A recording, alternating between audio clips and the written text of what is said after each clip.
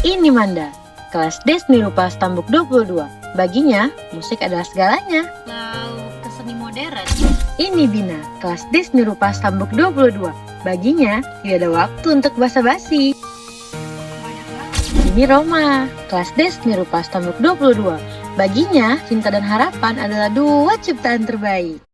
Hai Arabun, hari ini kami akan bahas Biografi Arthur Schopenhauer.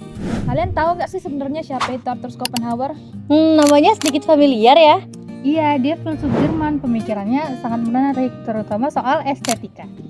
Sebenarnya itu dia siapa sih? Aku jadi penasaran tentang dia. Nah, aku tahu. Arthur Schopenhauer lahir di Danzig tanggal 22 Februari 1788. Sekarang Danzig itu menjadi Gdansk, bagian dari Polandia, tapi dia tetap orang Jerman. Terus dia meninggalnya kapan sih? Dia meninggal tahun 1860, tanggal 22 September di Frankfurt. Waktu itu umurnya sekitar 72 tahun. Dia juga bersekolah di Universitas Göttingen dan Universitas Berlin. Terus dia terkenalnya karena apa sih? Terus karya-karya yang terkenal itu apa aja? Nah, karya utama dia yang paling terkenal itu judulnya adalah Die Welt als Willung-Vorstellung. Artinya dalam bahasa Indonesia, dunia sebagai kehendak representasi, diterbitkan pada tahun 1818. Nah iya, itu tuh salah satu karya monumental dari dia. Itu tuh kayak magnum opus.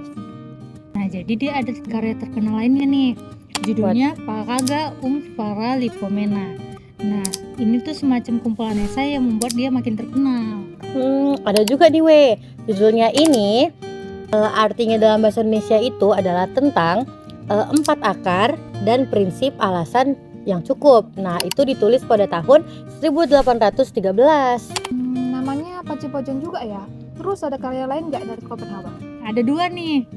Yang ini artinya tentang kehendak dalam alam tahun 1836, dan yang ini artinya tentang dua masalah dasar etika tahun 1841. Aku dengar dia punya teori estetika yang terkenal juga ya? Nah, aku juga pernah dengar nih teori estetikanya Schopenhauer. Salah satunya tentang seni dengan kehendaknya kan? Benar sekali. Jadi menurut Schopenhauer itu seni adalah cara untuk kita sementara bebas dari penderitaan hidup. Nah menurut dia melihat seni itu sebagai pembebasan dari kehendak gitu. Tunggu dulu. Kehendak dalam konteks filsafatnya Schopenhauer itu apa? Nah, aku tahu nih dalam filsafat Schopenhauer, kehendak atau will itu sebenarnya semacam dorongan irasional dalam diri manusia. Menurutnya, kehendak itu merupakan sumber penderitaan kita. Nah, jadi kehendak itu membuat kita merasa tidak puas. Ketika kita ingin mencapai sesuatu, kita akan ingin mencapainya lagi gitu. Makanya manusia itu banyak yang menderita. Oh, jadi karena itu ya dia bilang seni itu jadi pembebasan sementara. Iya, benar banget. Saat kita menikmati seni, terutama yang benar-benar menyentuh kita seolah terlepas dari keinginan-keinginan dan semacam merasakan kedamaian. Nah, dia juga bikin peringkat seni gitu, dari yang terendah sampai yang tertinggi. Oh ya? Gimana tuh? Jadi yang terendah itu mulai dari arsitektur, kemudian yang paling tertinggi itu adalah seni visual, kayak lukisan dan patung, lalu puisi dan drama. Terus yang tertinggi itu Musik. Nah, Menurutnya, musik itu bentuk tertinggi dari seni karena mengekspresikan langsung tanpa perantara. Musik tidak mengambil bentuk apapun di dunia ini, tapi langsung menyentuh esensi kehendak itu sendiri. Wah, sebagai orang yang suka musik nih ya, aku setuju banget tuh. Ada lagi nggak teori estetika lain? ada. Dia itu pernah ngomongin soal jenius artistik. Nah, jadi menurutnya itu seniman itu bisa melihat melampaui perspektif individual dan menangkap esensi universal gitu. Ada juga konsep komplementasi estetis. Saat kita benar-benar menikmati karya seni, kita terlepas dari ego dan keinginan pribadi kita. Jadi kita menikmati seni itu apa adanya. Ngomong-ngomong ya, siapa-siapa aja sih yang mempengaruhi pemikirannya Schopenhauer? Ada Immanuel Kant. Konsep fenomena dan noumenanya Immanuel Kant ngaruh banget sama pemikirannya Schopenhauer. Plato juga, terutama soal teori idenya. Nah, yang menariknya Schopenhauer terinspirasi banget sama filsafat timur loh. Filsafat timur itu gimana ya? Jadi sebenarnya Schopenhauer itu salah satu filsuf pertama barat yang mempelajari tentang filsafat India, terutama dari Upanishad dan ajaran Buddha. Pandangan mereka tentang penderitaan itu ngaruh banget sama pemikirannya Schopenhauer.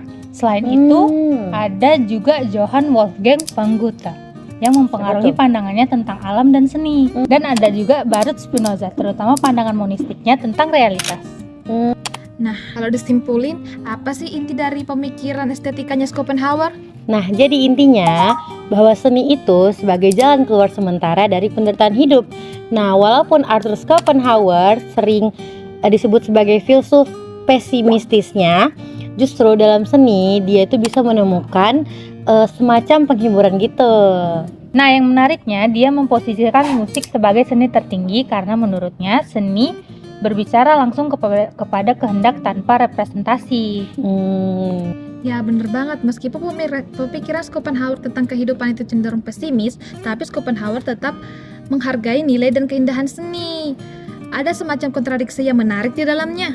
Bener banget, teori estetikanya membuka pergerakan seni modern dan pemikiran eksistensialis abad ke-20. Bahkan sampai sekarang, diskusi tentang filosofi seni masih sering merujuk ke pemikirannya. Jadi kayaknya kita dan kalian semua harus mulai baca karya-karya Schopenhauer deh. Iya, dari yang ringan-ringan dulu, oke? Nah, itu dia tadi pembahasan Tentang Biografi Arthur Schopenhauer. Bye-bye ya Rabun. Udah mendung. semoga bermanfaat.